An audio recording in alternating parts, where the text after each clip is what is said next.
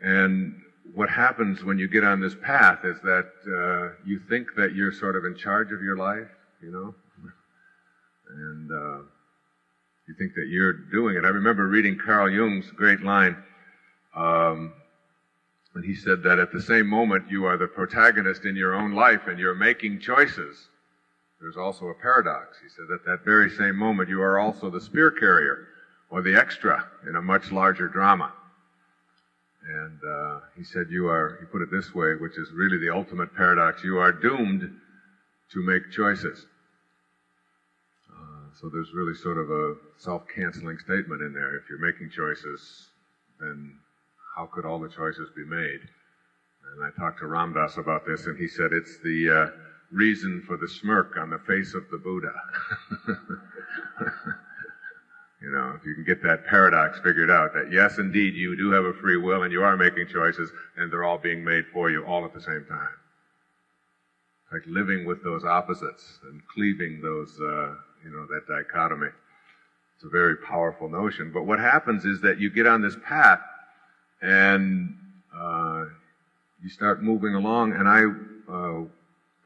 didn't really want to take the time to face 500 empty pages again. Because I don't write books like most people do. They all come right out of inside of here. I don't go to the library and spend a lot of time looking up what other people have said about it, and then putting it in different words. It comes out of my consciousness somehow. And it became very evident that I was to write about this thing called miracles, about creating miracles. And what I have written about and what I'm sharing with you here today is exactly what I am doing here on this stage right now. It is something that I'm going to ask you to take a real hard look at in just an hour's time or so. And that is, how can you surrender and let go and become detached from the outcome and the stuff that you seek after in your life? How can you do that and still have the things that you want come into your life? How does that paradox work? One of the things that I have learned in my own speaking is to let go of the outcome, to be unconcerned with the reaction and what's in it for me, and indeed to just surrender. And in my meditation before I speak, I always repeat the mantra endlessly over and over again, and I find myself doing this more and more in my life, and something that I urge you to do. I ask the question, how may I serve? Just, how may I serve? How may I serve? How may I serve? There are 1,000 people there. How may I serve them? It's like getting the focus off of what's in it for me and how do I look and whether I say the right thing and whether people like what I say and whether they buy things that I have or whatever. And instead, like letting all of that go. Just letting that go. And getting the focus of your life, the centeredness of your life on this business of serving. And the irony of it is that when you get to that point where you're able to do it and let go of that outcome, all of the stuff that you chased after and worked so hard for and figured you had to have back here begins to chase after you and show up in your life. And you're no longer on the treadmill. It's like a surrendering. And so that's what I do when I come on stage. And it's almost as if God says to me, it's like, as long as you stay on purpose, you'll never stumble. And you'll know what to say. And when you get off of that, when you shift your alignment away from that, then you won't be able to do what you're doing. And the same thing happened in the writing of this Real Magic. For the first time in my life, I experienced what I have come to call automatic writing, where I left home and went off to Maui and sat down and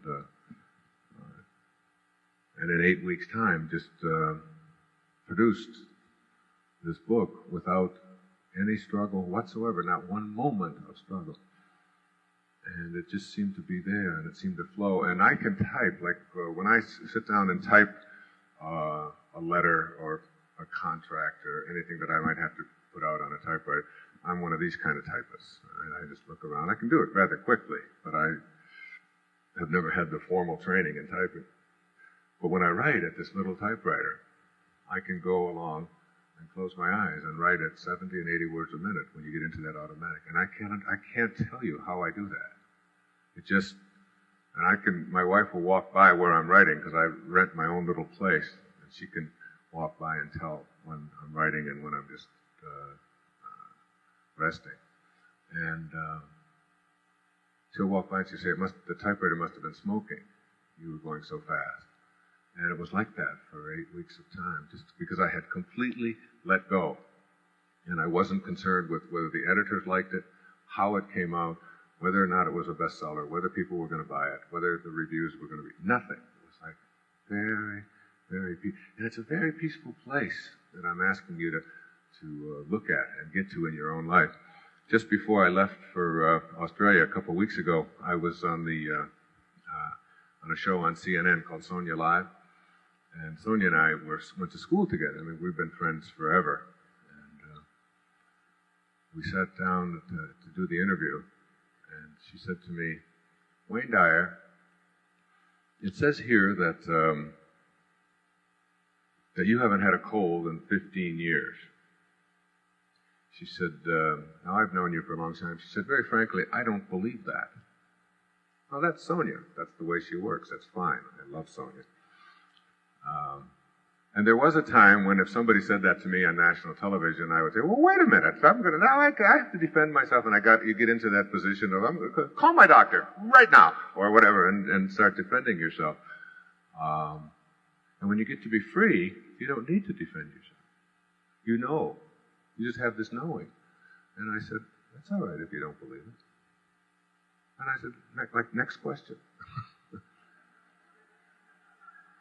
There was no anxiety about it. There was no, I don't care if millions of people are watching. It doesn't make any difference. I'm not attached to any of that. It's like, I know. I know that I don't get those things, and it's fine if you don't believe it. You don't have to. I'm not living my life for that reason. It's like being self-referred rather than object-referred. And I can do the same thing even with criticism. There was, I now get letters, when I get letters of criticism, which you do, which everyone does, and I even tell my own children over and over again when they worry about their reputation, all that, I say, forget your reputation. It's not located in you. You go out and give a talk to 1,000 people, you leave, you have 1,000 reputations. What am I going to do, follow every one of you home? Did you like me? Did you think I was all right? What did you think? Some will think great, some not. Some will think, well, he's got more hair than Bernie. So I'm going to say, well, maybe he shaved his head,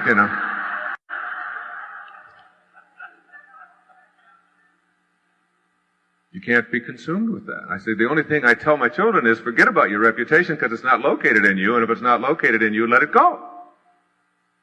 Don't be attached to that. But you can be concerned with your character, with who you are, and just be that, and get your life on purpose. Now, I must say to you, very frankly, that I wasn't always this way, particularly about criticism. Now, when I get letters of criticism from people, I send them a free book. Another one. Or flowers, or I don't find myself needing to defend myself. I didn't always do that. For 10 years, after I wrote Erroneous Zones and Pulling Your Own Strings, 10 years, I used to have a form letter that I would send to anybody who wrote me a nasty letter. Then I would just sign my name at the bottom, and I got it from H.L. Mencken, who was a great satirist of the early part of this century. And he had this wonderful, and I thought, what a great idea. So I would write this letter. It said, I am sitting here in the smallest room in my house with your letter in front of me. Soon it will be behind me.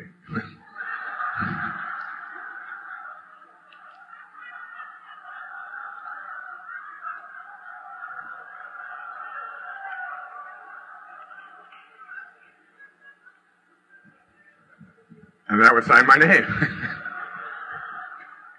So I must not still be in the place I'd like to be because I still find that kind of funny, But I stopped doing that a few years back. So this surrendering process is really just crucial. And what I'm going to ask you to do, see, I am in the process now of putting together in my own mind ideas for something I'll probably write a year or two from now. And I want to share it with you here this evening, and I haven't shared it too much in public, because I'm working on it in my own life. And it's this, like, if you really want miracles to show up in your life, you have to be able to do these three things, right? And I'm going to just sort of, there'll be three, but I'll probably get to the third one 2 minutes before I finish. But it's okay, because the first one is the toughest for people, and I'll get to that in a moment. And this three-part sort of paradigm is what I think of as the secret formula to manifesting miracles in our lives. See, I began to write about miracles not because I thought it was time to write another book, but because I couldn't stop myself from doing it. It's the only thing, real magic is the only thing that I've ever written that I don't take credit for, that I really feel was written through me. That I was a messenger in this case. And it was, and so as I talk about it around the world now, about this business of being able to create something for yourself that is truly miraculous, what I'd like you to do is to just get a picture in your own mind of what it is that would constitute a miracle for you. You know, something that you may have walked in here today not believing was possible for you to do, or in order for it to occur, it would require some kind of special divine intervention or some kind of luck or great happenstance, and all the cosmic dice would all have to flow. It's exactly right, perfectly, in order for it to occur. I'd like you to just be able to just picture what that is. And it could be anything. I mean, there might be people in here, most of us, when we finish today, will get up and walk out and go to our cars and drive home. There are some who will not walk out. There are some who've been in a wheelchair for the last whatever. And to just stand and walk would indeed constitute a miracle. So your miracle may not be somebody else's. For some, it may be an enormous healing to be able to rid ourselves of something that we have believed was not possible. Certainly, after hearing Bernie Siegel, you would begin to doubt whether or not there was anything that was impossible in the way of healing. In touring with Australia, I spent the last 11 or 12 days with Deepak Chopra and Stuart Wilde. The three of us toured these cities. And Deepak's message, and he and I have teamed up on some tapes now and some writing projects and so on, gives us an indication that within each one of us is an enormous power that I'll be talking about shortly. And your miracle might involve something to do with relationships, or with manifesting prosperity, getting the right job, losing the one you got, getting the right partner, getting rid of the one you have, moving, raising your talent level, getting the right connection, whatever it may be. Just sort of get a picture of it. And the first of these three things for this paradigm for miracle making, I call banish the doubt. That's Roman numeral 1, even if you're not writing, if you're listening on tape. Banish the doubt. Most of us have been raised on doubt. Most of us have been raised to believe in what we can't accomplish.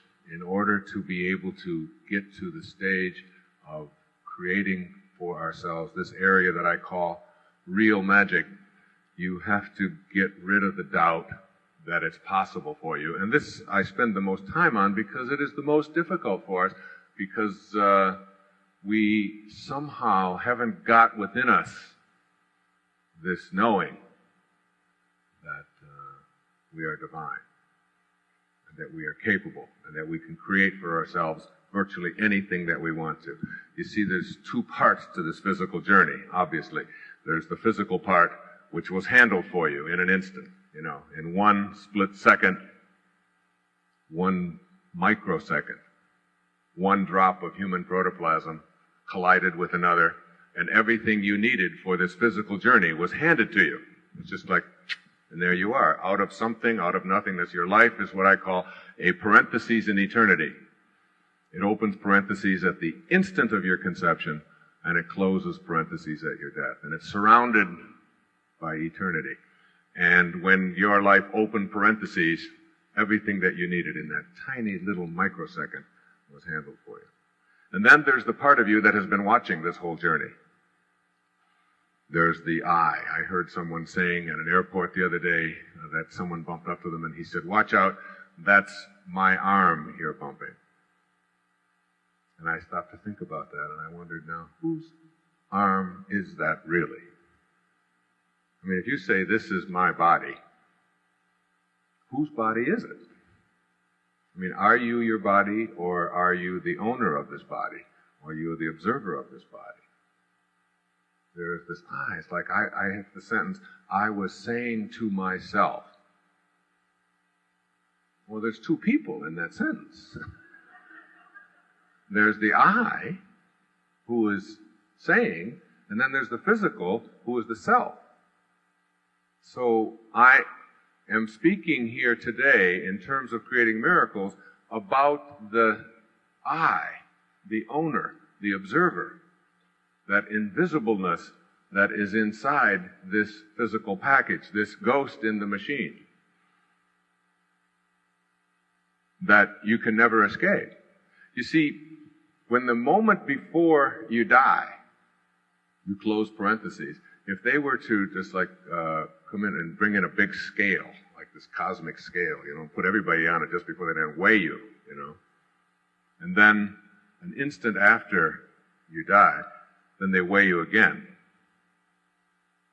Now here's you when you're alive, and it weighs, say, 150 pounds, and here's when you're gone, and it weighs the same. It weighs 150 pounds, but it's not you. I mean, it's just something that they're going to burn, or they're going to bury. It's going to be worm food. I mean, they wouldn't treat you that way. They wouldn't burn you, would they? I mean, there's laws against that. So, who you are, I mean, what it is that constitutes your very life is weightless. You can't weigh it. You can't see it. You can't touch it. You can't get a hold of it. Like you can go in and do an autopsy on anyone, and you can find the command center inside of you that says, "I think I'll wiggle my finger." And you say, "I'm going to wiggle my finger." And you go, "Wow. Where's the command center that allows that to happen?" And you cut open the brain, and you look in the nervous system, and you find the cortex, and you find the cerebellum, and you look for the synapses and the neurons and the connectors, and you say, "This is it." And the scientists are pretty sure about this. This is it. This is the command center that says where this is all allowed to take place, where you do all of your thinking.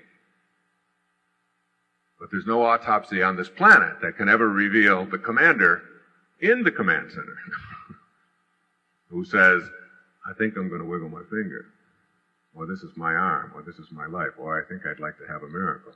That part of you, which is the part of you that creates your entire life, is the part where the doubt is.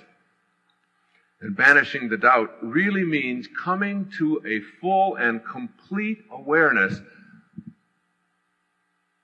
that you are not a human being having a spiritual experience, but indeed that it's the other way around. That every single one of us are spiritual beings having a human experience. And the quality of that human experience in the physical world is dependent exclusively upon how we connect with and use that invisible part of ourselves. That part that you cannot find in an autopsy, that part that you cannot weigh, that invisibleness that is always with you, that is the observer. And you've got to get really comfortable with this observer. And you've got to understand the 7 words, I think, that were most important ever strung together came out of Proverbs in the Old Testament. As you think, so shall you be. As you think, so shall you be. Now, it doesn't say, as you be, so shall you think, even though that's how most of us run our lives. Those words are really all out crucial, because once you get it and understand that what you think about is what expands, as you think, so shall you be is what rules the universe. Once you know it, not just, then you start getting real careful about what you think about. Real careful. Because all of those thoughts, all of those doubts are the things that will manifest themselves into your life. Now, it's real simple matter to shift around and begin to pay attention first to the spirit, the invisible side of you, and secondly, to the physical part of you. Most of us don't do that. And it's such a simple matter, I can give you just like a real brief example of how it works. Most of us are as you be, so shall you think kinds of people. So that when things happen to us in the physical world, whatever they may be, we allow our inner world to be affected by them. And so, between my office and my home, it's a 17-mile drive that I make every day, twice a day. Now, there was a time when I would get in my car, when I was an as you be, so shall you think kind of person, when I didn't understand the simple words that James Allen wrote in the last century when he said, "Circumstances do not make a man, they reveal him." The circumstances of our life reveal the kinds of choices that we've been making.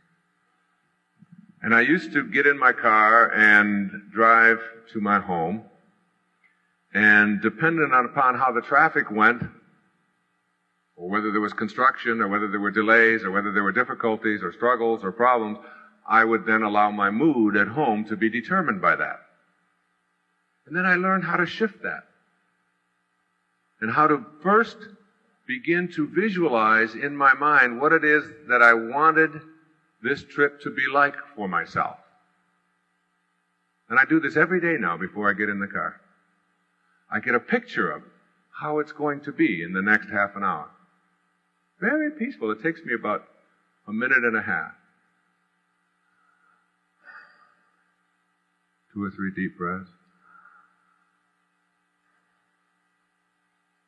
This is going to be a peaceful, wonderful trip home. I'm not going through any yellow lights.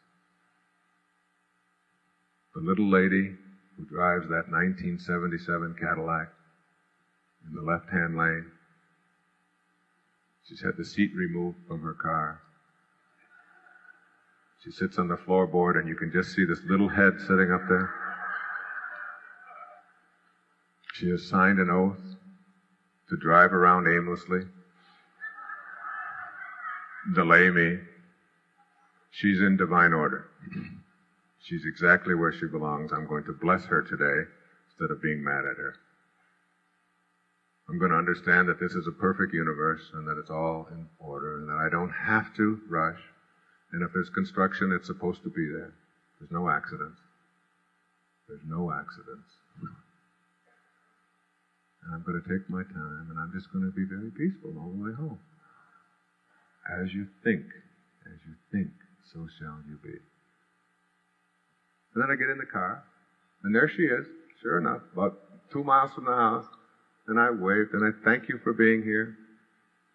If I were to try to go around you like I used to, I would probably have a head-on collision, or there's an officer there to give me a traffic ticket or whatever. I bless you for being there. And I get home, and I don't go through any lights, any yellow light. Don't rush, don't change lanes. Very peaceful. And I get home at the same time every day. Same time as I used to, only I'm now allowing myself to understand a very simple premise. I learned it from a good friend of mine. His name's Edgar Mitchell. Edgar is a man who was the Apollo 14 commander in 1971. He's a neighbor of ours, and we have dinner a couple times a month. My wife, Marcy, and Edgar's wife, Sheila, are very close friends, and we spend a lot of time with them. And I was talking to Edgar one time about what was it like to be on the moon. Because for me, whenever I meet anybody who's very unusual or done things that very few people have ever done, he's one of 12 human beings in the history of humanity to walk on the moon. So I want to know about what that's like. And he told me about this experience he had. He called it a satori, which is where I got the idea to write about that in Real Magic. Everything I needed just showed up for me. It always just, when I would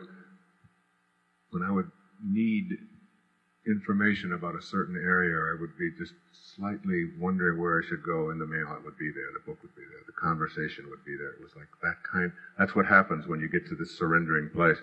And he told me about being, this is a guy who's got a PhD from MIT in nuclear physics. That's as left-brained as it gets, okay? And he said he was walking on the moon, and he looked to his left, and he could see an infinity of heavenly bodies hurling through space at thousands of miles per hour. And he looked to his right, and he could see this blue quarter, which is what the Earth looks like from the surface of the moon. This blue quarter. And he said he realized that on this blue quarter was all of the problems we've ever had in the history of the whole planet. Every single problem is on this little blue quarter. One little sort of dot in another infinity of them hurling through space. All of your struggles, all of your problems, all of your worries, everything that you're concerned about, been on, and everybody else, Genghis Khan, Attila the Hun, Napoleon, all of them, all on this quarter. And he said he had this what they call in Zen a satori, an instant awakening. And in this instant awakening, he realized that this is an intelligent system that we're all a part of.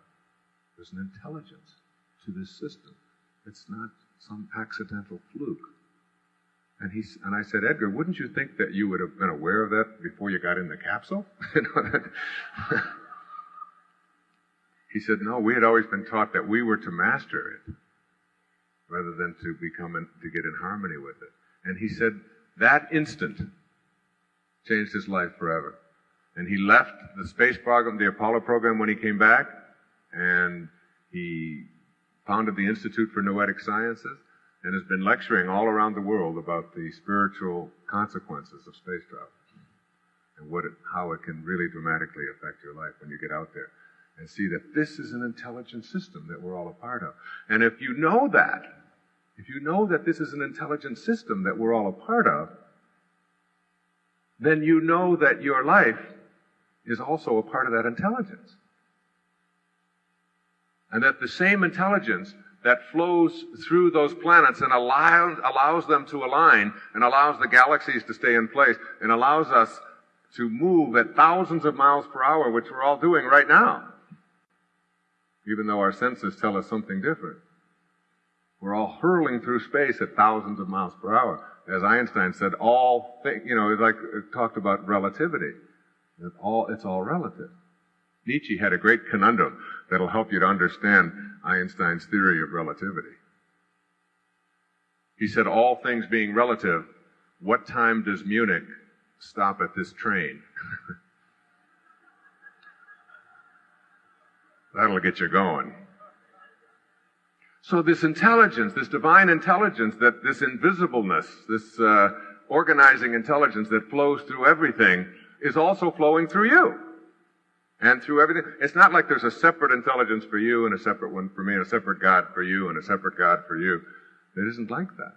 This is a one verse song. A one song, a universe. It's all one. And there's an intelligence about it all.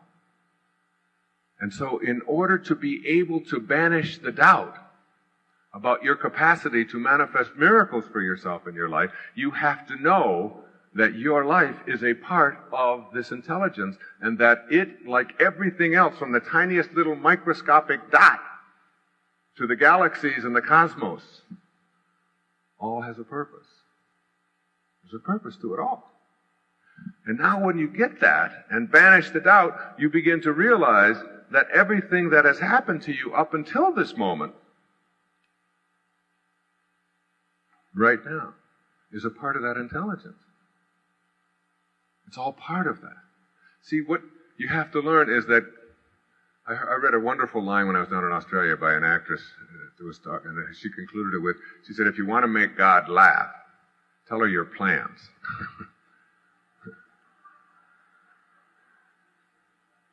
See, God's plan works, essentially, and yours doesn't. Basically. It's like becoming a spiritual being really means shifting away from your plans and allowing yourself into this divine perfection. And when you do that, one of the first things that you do is you let go of everything that ever happened to you up until now as being anything other than perfect. See, if your life has a heroic mission, and it's a part of this intelligence, and it showed up out of nothing. You see, a heart starts beating inside of a mother's womb 6 or 7 weeks after conception, and it's a total, complete mystery to everybody on the planet. We have no idea where that life was before, what it is, how it's going to become what it is. I hold my little boy's hand up. He's 5 years old now, and his hand is like, about a third the size of mine. And I look at his hand and I say, it's not like that hand is going to grow and become the size of mine. I mean, it isn't going to grow. He's going to need new bones in there. He's going to need a whole new hand, isn't he? It isn't what he's got is just going to get bigger. That has to die, and it has to be replaced and replaced and replaced and replaced. And eventually he'll have a hand like this. And it's going to come out of what? This is the 1993 model of Wayne Dyer that you're looking at here today. It's very different than the 1958 model that graduated from high school. As a matter of fact, that model in 1958 is dead. Every single cell in it is gone and died and been replaced and replaced and replaced and replaced. I don't have one cell, not one molecule left in me that was there before. You can't find any of it. It's all new. And yet here I am with some knowings that I had back then. The knowings that I have are not physical in nature, they're metaphysical, they're beyond the physical. Someone defined life with a great definition as a sexually transmitted, incurable disease.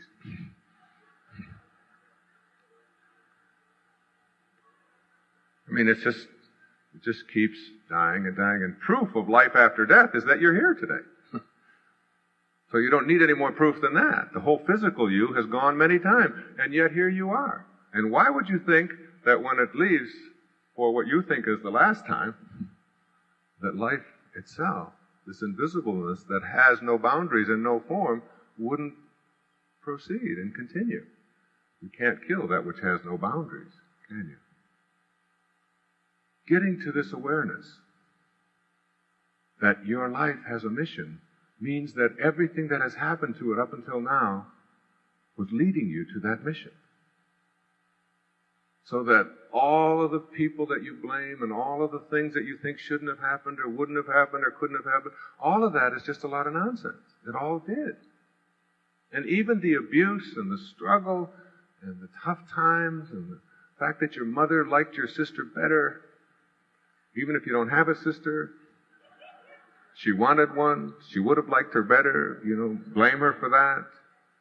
You're a middle child. You're a youngest. You're the oldest. It's like you signed up for all of that. I mean, it's a nice way to look at it. Let's just get back of it and say, hey, I signed up for all of it. Even the abuse, even the tough things. I spent the first 10 years of my life in an orphanage. And in those 10 years, I was moved around to a lot of strange places. But I believe that for me, my purpose, obviously, is being actualized to this day.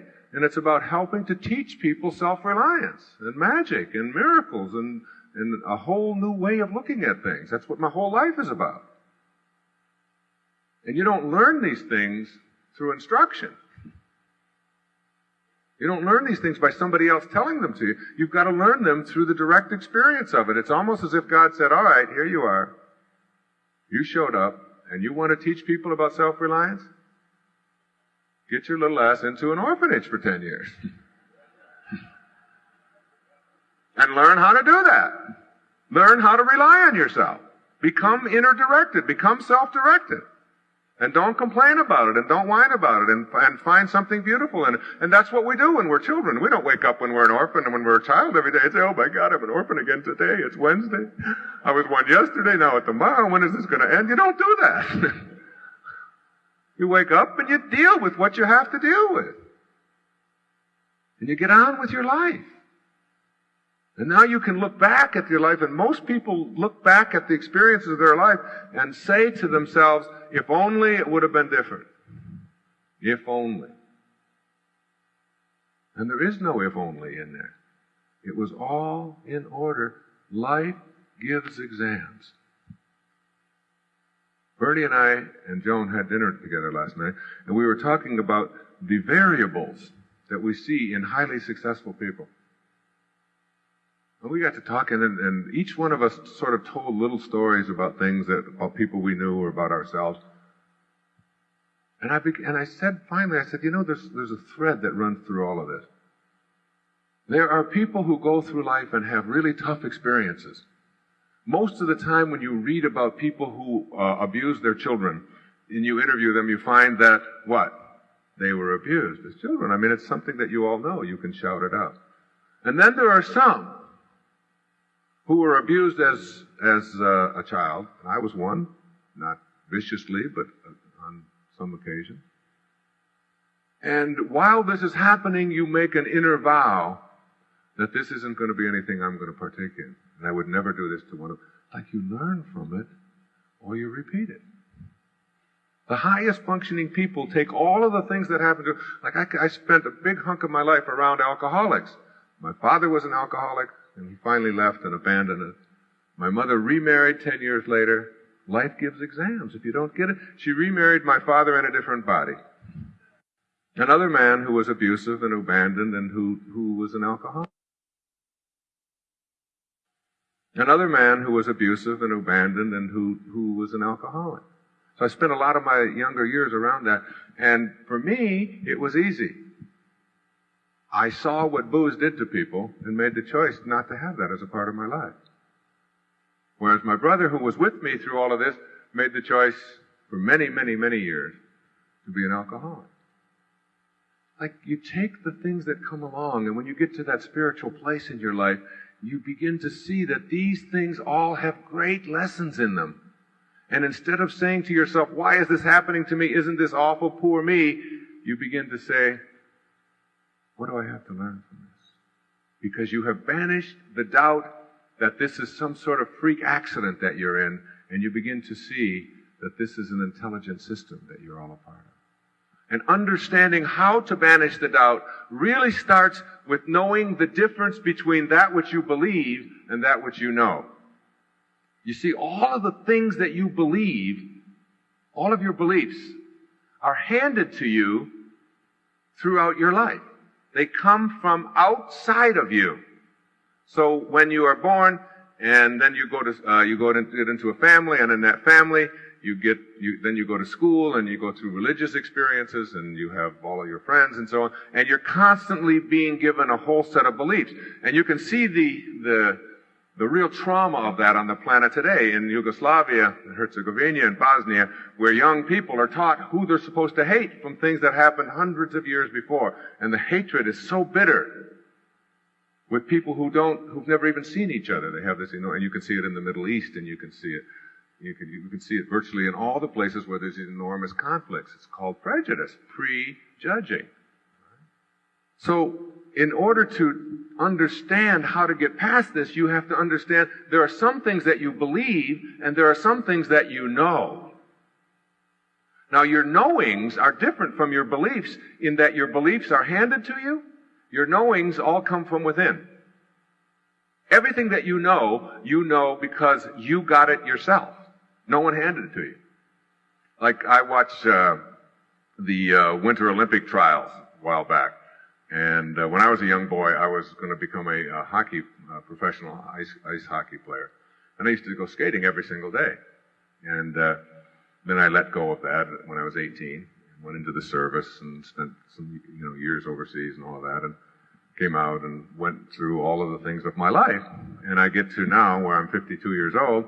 And I'm watching the Winter Olympics with all of my children. And my children helped me with humility. I asked my 15-year-old daughter if she wanted to come and hear me speak. I said, I can get you tickets. There's thousands of people. They've actually paid to come and hear me speak. Would you like to come? She says, why?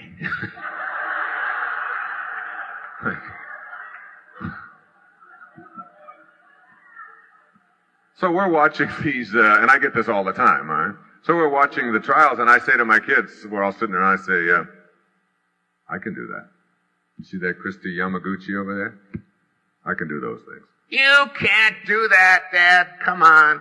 I said, yeah, I can do that. I used to be a great skater. I can swirl, and I can skate, and I can go backwards, and I can do figure eights and axles. I can do all of that stuff. I used to do all of that. Come on, Dad, you can't do that. I said, yeah, I can. I really can. So we have occasion to go to up into Massachusetts, and I'm putting on my ice skates after 34 years. Haven't been on skates in 34 years.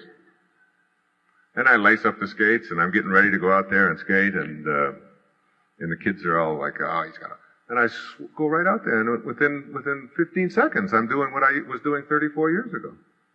Skating, twirling, going backwards, doing all the things that were just second nature to me when I was growing up in Detroit, down on the Detroit River.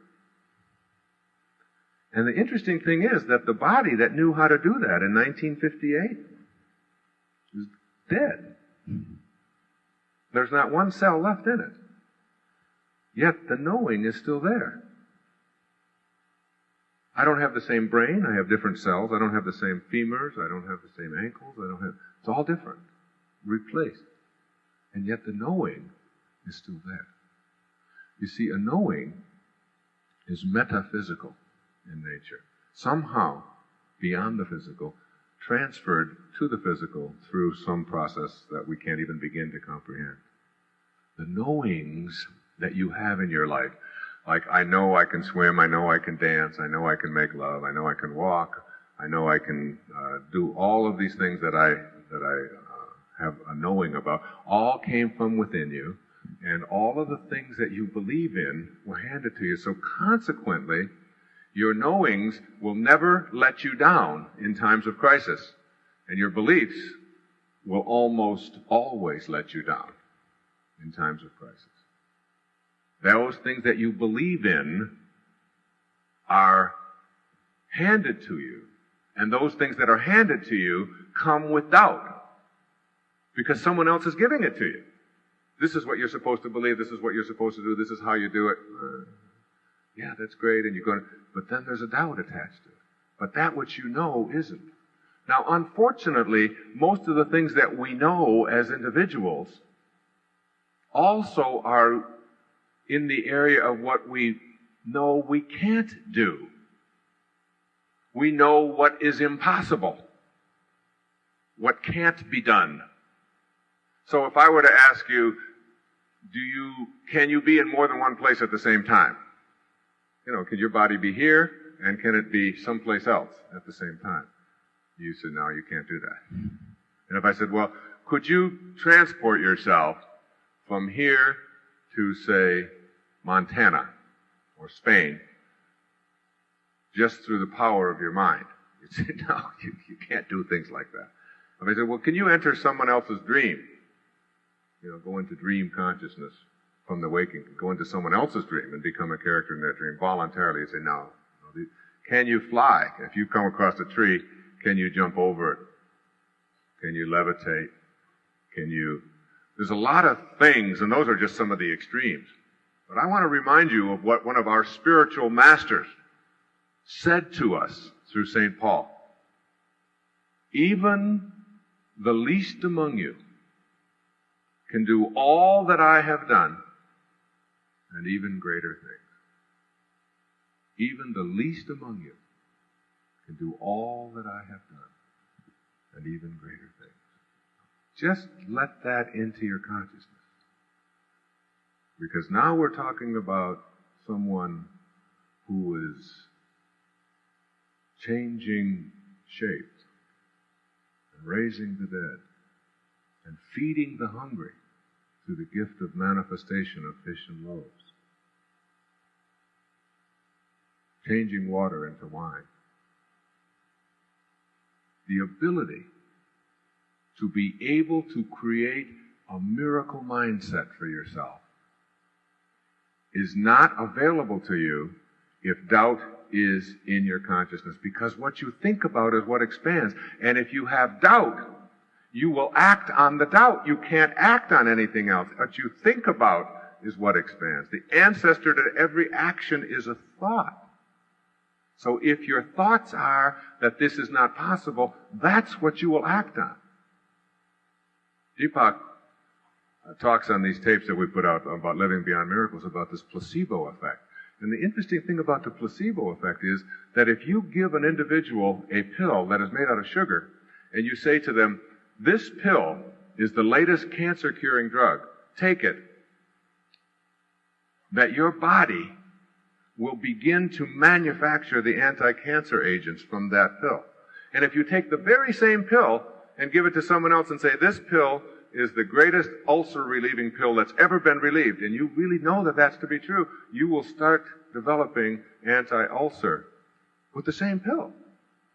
And if you say that this is for the elimination of headaches, there's never been a greater headache remedy, and you know it to be true, your body will start to manufacture something different. Different enzymes being created through the intention of no doubt. So that the physical world that you are in is capable of being shifted and manifested on the basis of a new awareness. As you think, so shall you be. Your thoughts will create an entirely new reality for you, once you have learned to banish the doubt. Beliefs come from outside of you. Beliefs always let you down, and beliefs are intellectual acts. Knowings come from within. They will never let you down, and they are metaphysical, cellular acts. You can have knowings in the physical domain, and you can have them in the metaphysical domain. Knowings, without doubt, about your spirituality and your ability to manifest what you want for yourself in your life. See, remember that even if you're sitting here with doubt this afternoon, there is still a doubter that you can never see. So the evidence that there's still an invisibleness there is here in the doubter. Not the doubt, but the person doing the doubting. That invisibleness. And that is what you have to learn to come in contact with. When I was writing the opening for Real Magic, I looked for a display quote. And the display quote that I picked for this particular book was written by a scurvy elephant poet named Samuel Taylor Coleridge. For those of you who don't know what a scurvy elephant is, when I was in the 3rd grade, I came home and asked Mrs. Scarf, what's a scurvy elephant? She was the lady who ran the orphanage. She was a saint. And she said, I don't know, I've never heard such a thing. And she said, why? And I said, well, I heard the 3rd grade teacher telling the principal that Wayne Dyer was in her classroom and that he was a scurvy elephant. She said, yeah, I don't know. And she got on the phone and she called the principal, and the principal said, no, that's Wayne. He mixes everything up.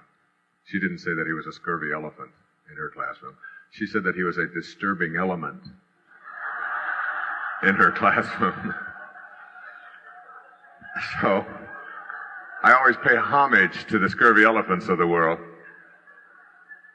because I've learned that there is probably a karmic debt that we all pay. And each one of us, as we are scurvy elephants in our own life, get a couple of them in our own families later on. That's the one that you can do nothing with. That's the one who's got a mind of their own, and no matter how much you cajole and punish and threaten and so on, they still have got their own mind. And you know after a while that you're wasting your time. You know, that like you better stop and be at peace with this person and teach them harmony and maybe step back and learn something from them. One of the great karmic lessons that I've learned is that the one that you can do the least with will make you the most proud. You know, if you can survive them. So if there is a karma to all of this, I think I must have been an axe murderer in a previous life, because I've got 8 of them just like that, all right? All of whom have their own mind, and all that do have their own mind, whom I adore, and stand back and never try to take it away from them. Because we also learned in our studies, when I was writing What Do You Really Want for Your Children, about how to apply these principles to the raising of children, we discovered that the ones that are raised on blind obedience and are taught to do exactly what they're told and never question anything are the ones who have the highest degree of prejudice as they grow up in their life. And why not? They're taught to prejudge. You're supposed to think this way. You're a Bosnian, you're supposed to hate a Serb. You're a Muslim, you're supposed to hate a Jew. You're a Hindi, you're supposed to hate a Sikh. And then you raise them to not think for themselves, to get into this no-think mentality. And so I honor my scurvy elephants. And there was one named Samuel Taylor Coleridge who took on kings and queens and so on up in the eastern part of the United States 100 or so years ago. And this is one of his great poems. And I'd like you to just, as I just say it to you, I'd like you to really banish the doubt. I'd like you to just let it in. Do what we used to have to do in poetry classes when I was studying English literature. They used to tell us that you have to have this willing suspension of disbelief. When you go to a movie theater and there's a 2-dimensional screen there, and you know that this is just lights flickering on and off in a screen. It's not real. And you don't go in there and say, well, this is ridiculous. Those are just lights, and those aren't people, and look at this. I can put my hand in their face. You don't do that because you wouldn't be able to get anything out of it. So what you do is you suspend your disbelief. And you allow yourself for a couple of hours to be entertained. And then you walk out and you say, that was so phony. They didn't do this and those. So while you're in it, so what I'd like you to do for the remainder of time that we have is just suspend that disbelief and just listen to this. This is what Coleridge said. He said, what if you slept? And what if in your sleep you dreamed? And what if in your dream you went to heaven and there picked a strange and wonderful flower? And what if, when you awoke, you held that flower in your hand? What then?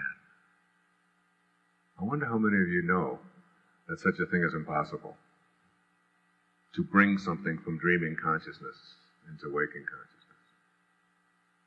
And if that knowing is so pervasive that you can't allow yourself to entertain the notion that even the least among you can do all that I have done. That you have it within you as a people, as a species. There's a collective unconsciousness in the world. One of the things that I've committed myself to talking about is a very simple thing that what we all came in here knowing today about AIDS. What do we know about AIDS? What do we know? What have we been bombarded with for the past 10 years about AIDS? If you get it, you what? You die. We all know that. You can all say it in unison. And if you took and look inside in the new technology today, you look at an atom, and they have these electron microscopes now where they can literally take an atom and they can take these, how they have these electrons and protons and croutons and neutrons and whatever they are that you had to measure when you were in junior high school, remember?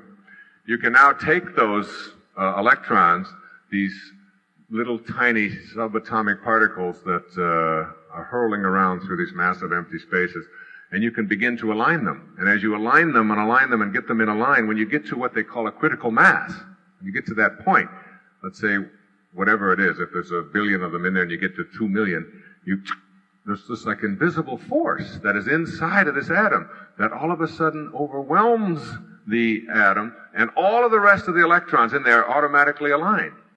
And they call this they call this a critical mass. And they call this, in quantum physics, they call this phase transition. When you hit the critical mass, all the rest of them, through this invisible force, begin to align. And quantum physics is nothing more than the study of how things behave at this subatomic level. And what we've discovered is that we're made up of these things. So that when enough of us, as a people, begin to think in certain kinds of ways, and we reach a critical mass, then all the rest of us begin to align that way. And the same kind of changes that take place in the history of humanity in one place take place all over the planet at the same time. Like slavery began to be stopped about the middle of the 19th century, not just in Africa and here, but in Asia and in Indonesia and all over the planet, because the consciousness began to shift that this was no longer something we could tolerate. And as people began to think this way, it's called the 100th monkey effect, where they will take these monkeys and they will teach them how to wash sweet potatoes over here, and all of them will watch each other doing it in what they call allelomimetic behavior, where they will mimic each other, and then when they reach the critical mass, all the rest of them are suddenly doing the same thing, and then they go over to this island over here, 200 miles away, where they haven't even had any contact with the same monkeys in the same species, and they're doing the same thing. That the spread is not a physical property, that it's an invisible property. That indeed we are all connected, but what we're connected with is not something that we can get a hold of. As Deepak always says, quantum physics is not only stranger than you think it is, it's stranger than you can think. Because indeed, what it does is it shatters the illusion of our separateness. So that if enough of us begin to believe that something is intolerable, and we really begin to act on that and think that way and create that, because collectively the same thing is true. The state of your life is nothing more than a reflection of your state of mind, and the state of the world is nothing more than a collective state of mind. It's a state of mind. We act collectively on what we think about. And so the massive changes that you've seen taking place on this planet over the past 3 or 4 years, I mean, the falling of dictatorships in the Philippines, and in Nicaragua, and in Romania and Bulgaria, the falling of the Berlin Wall, the crises were all resolved, almost all of them, without even a bullet being shed. It wasn't as if all the people who were in power suddenly got together and said, you know, we really shouldn't be treating people this way. This isn't nice. The new consciousness came about because enough of us began to align ourselves, and out of that alignment come new leaders. A poet elected to the presidency, Václav Havel, in Czechoslovakia, who was imprisoned just a decade ago for his beliefs. Lech Walesa, elected Democratic president. The Solidarity leader in Poland, elected to be the president.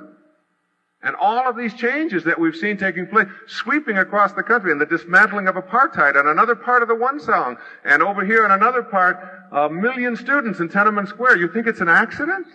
It's a spiritual revolution. It comes from a new consciousness. And those changes that you're seeing taking place are so powerful, and indeed, we've got to shift that awareness in what we believe about disease and about AIDS. Particularly about AIDS. And I've been talking about this now for 4 or 5 months, and I'm already beginning to see a shift. Here's Carl Simonton. And not a New Age foo-foo, but indeed a medical practitioner who back in the 60s was teaching cancer patients how to lower their remission rates through the use of visualization and imagery. And teaching them that they had within them the power to rid themselves of these diseases, that it wasn't something that you were assigned to death with. And he's being asked this question in an interview on New Dimensions Radio, and I bring it so I give it to you exact. He says, one of the things I often say is that the media can be damaging to your health. He said, if you watch or read the news, it can be very negative and hopeless, encouraging. And here's Carl Simonton's reply to the interview. He says, absolutely, we saw that with AIDS. He said, I treated my first AIDS patient way before 1981, before the symptom complex was known as AIDS, and he had gotten well. He said, the first 2 people with AIDS that I worked with got well very quickly. Yet what came out routinely in the media was a universally fatal disease. Because it was more sensational, it was more dramatic.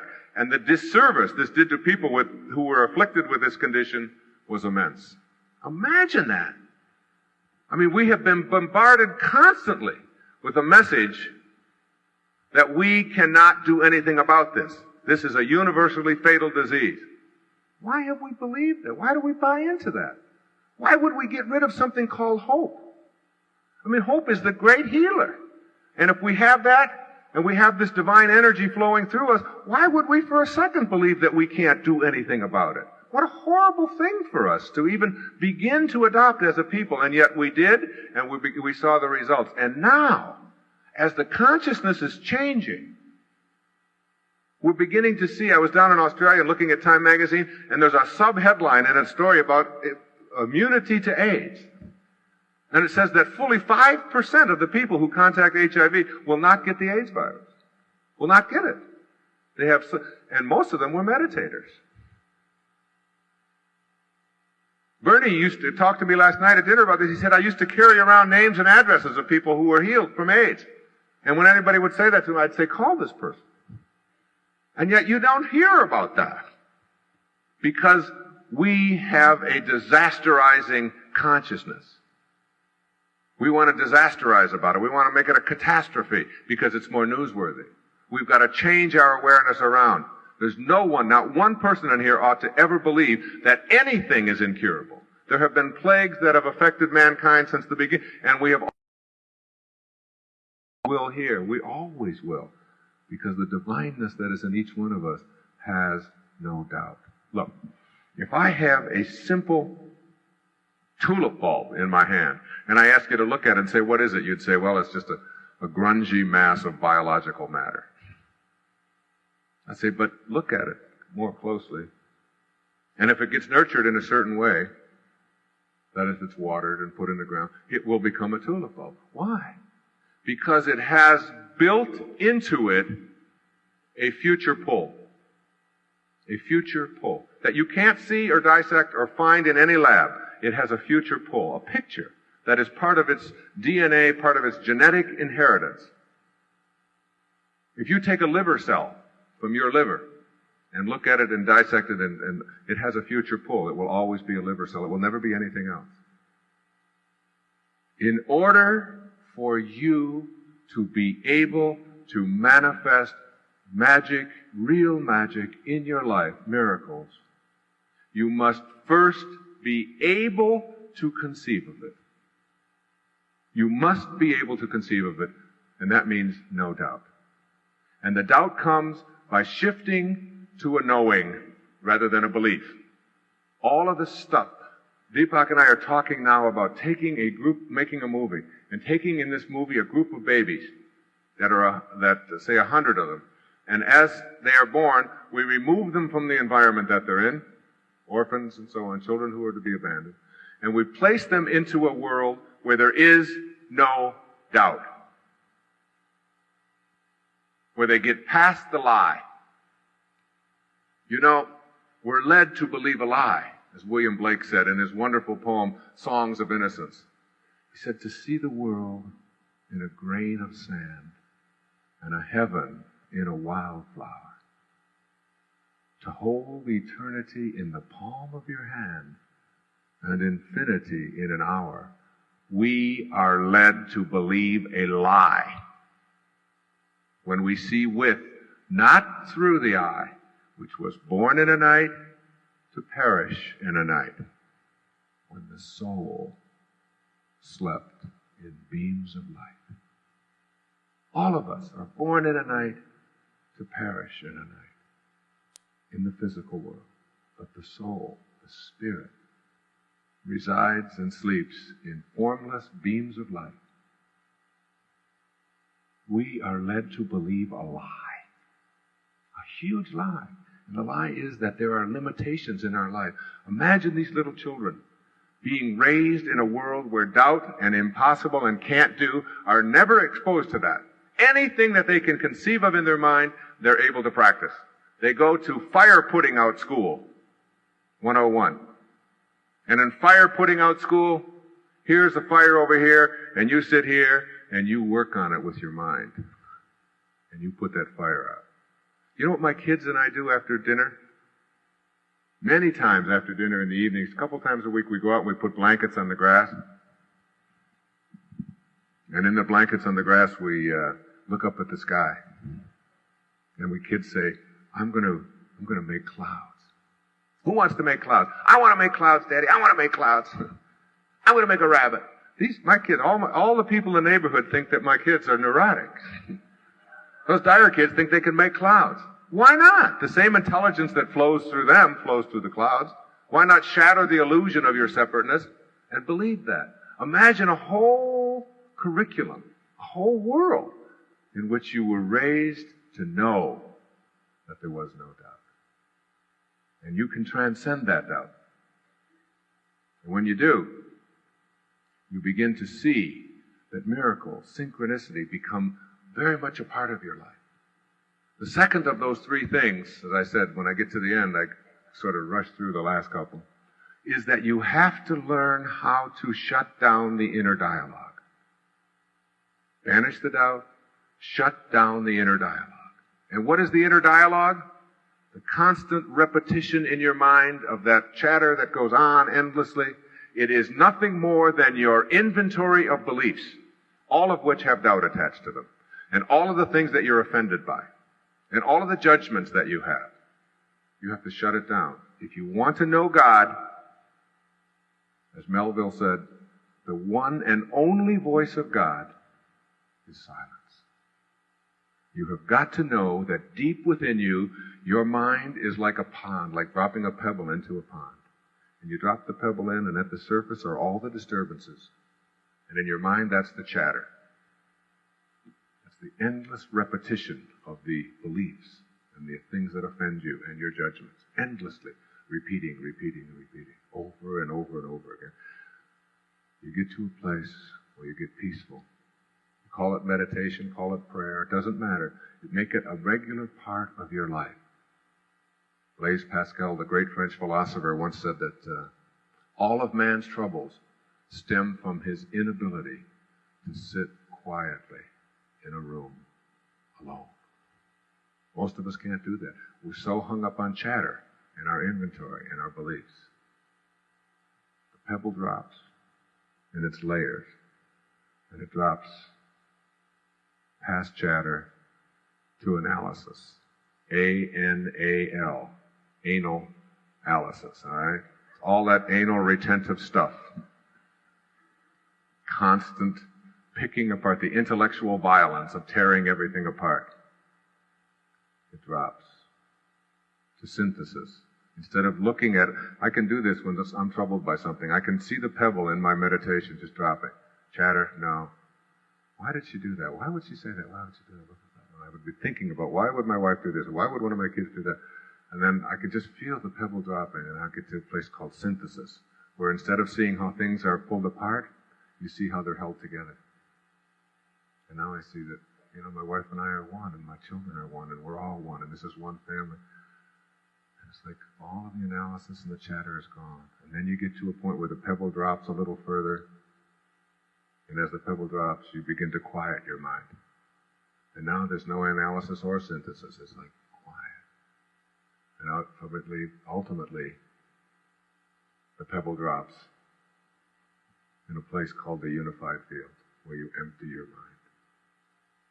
And in the unified field, St. Mark put it this way, to he that knoweth all things are possible.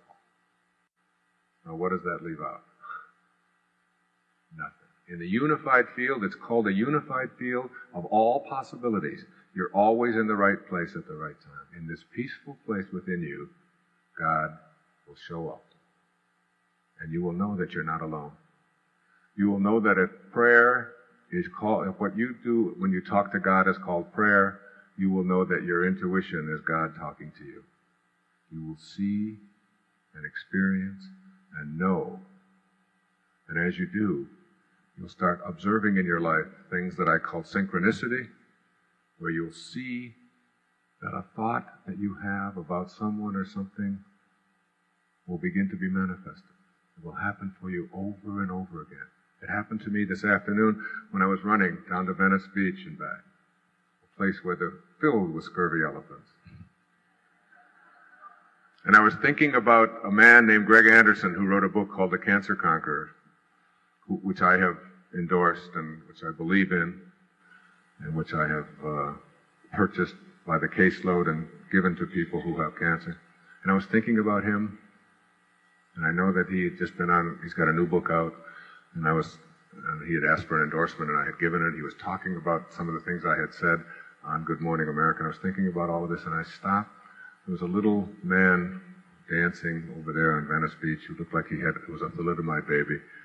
And he had like fingers growing out of his shoulders, and he was dancing there for money. And I stopped running, And I reached into my pocket to give him something and to say hello to him and to remind myself that the same spirit is in him that is in me, that he's not his form. It's, to me, those people and all of those people who are in those things called disabilities are really wonderful reminders that our form is nothing more than our curriculum to God. And there's the fullness of God is in him and me, and I remind myself to stop and share. And he was so grateful. And this woman said she had been chasing me, her and her husband had been chasing. She was all out of breath. She said, and you stopped. And I never stop when I'm running. But I did this time. And she started talking to me, and she said, I just wanted to thank you for my brother. My brother is Greg Anderson, and he was yesterday on the Good Morning America show talking about his new book and you. And it's like that had been in my mind, and there was the sister manifested right there for me this afternoon. Those things become a regular part of your consciousness when you get to the unified field. You'll be thinking about your sister, and all of a sudden, she will call, and you haven't talked to her in 5 years. You'll find yourself having these experiences, meditating your way through a tennis match. One time I was meditating my way through a tennis match, and I went for a ball that everyone said was impossible to get, and for sure I couldn't have gotten to it. It was hit so hard, and I just took off. And I was in that zone. I was in what they call flow, where you just get to this ecstasy place, which meditation gives you. And I just took off and left my body, it seemed like, and reached out and hit that ball and hit it back for a winner. And everyone turned around and said, what happened? How could never have gotten to that ball? I said, you're not going to believe this, but the ball waited in midair for me to get there.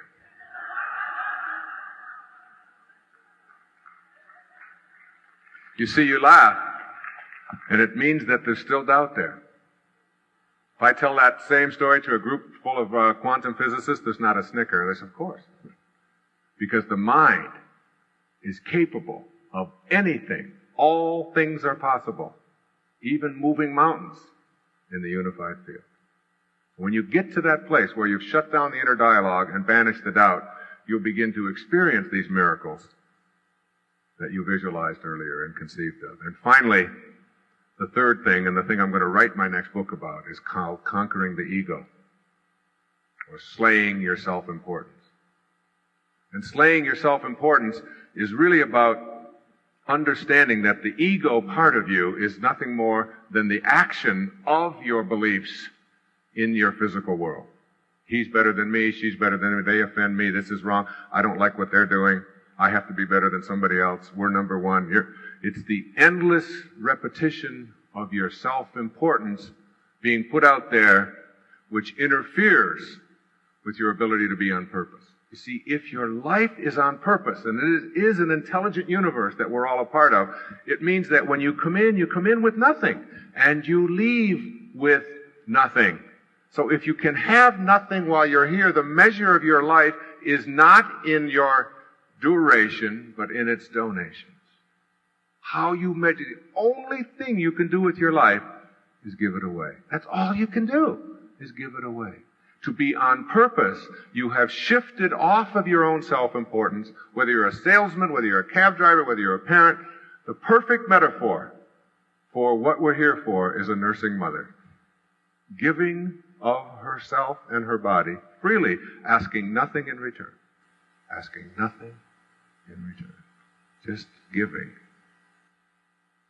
And when you do that in your business, and you shift your awareness off of what's in it for me, and you get off of your ego, and say, how may I reach, how may I help you, how may I serve, and let go of all the things that offend you. The wonderful concluding story that I have is of Carlos Castaneda tells in The Power of Silence. And he is walking with his student. Carlos is his student. Don Juan is the teacher. And he has been studying with him for years to become a Nagual, a spiritual master, who can do all of those things I earlier alluded to that are impossible. Changing shape, being in more than one place at one time, moving about the planet through consciousness. All things you'll begin to see more and more of as we change from a doubting philosophy to a knowing philosophy. And they're in the mountains of northern Mexico, and suddenly they look around and there's a jaguar over there to the left. And this jaguar is chasing them, and Don Juan says to his student, You see that jaguar? He's going to eat you. He wants you for dinner. And when he catches up with us, he will eat you and not me. And he says, but how can you be so sure? He said, because I know when he gets here that I can leave. And you believe you can. And for 3 days, they are chased by this jaguar, and he has this enormous fear. And just when he thinks he's escaped, he looks and it's a little closer. And imagine yourself in the position, as you sit here, of having an animal that has much more speed and alacrity and who can read your thoughts, being this far away, and imagine yourself being eaten by this thing, to know his level of fear. And finally, after 3 days, he manages to escape. And they get to this cliff. And they sit on the top of the cliff, and Don Juan says to Carlos, he says, tell me, he said, during the 3 days that you were being chased by the jaguar, he said, were you offended by the jaguar? He said, no. He said, I wasn't offended. He was just a jaguar doing what he's doing. I just wanted to get out of his way and get on with my life. He said, that's how you have to learn to treat the onslaughts of all of your fellow human beings. You have to understand that they are on their path, doing what they're doing, not be offended and get out of their way and stay on purpose.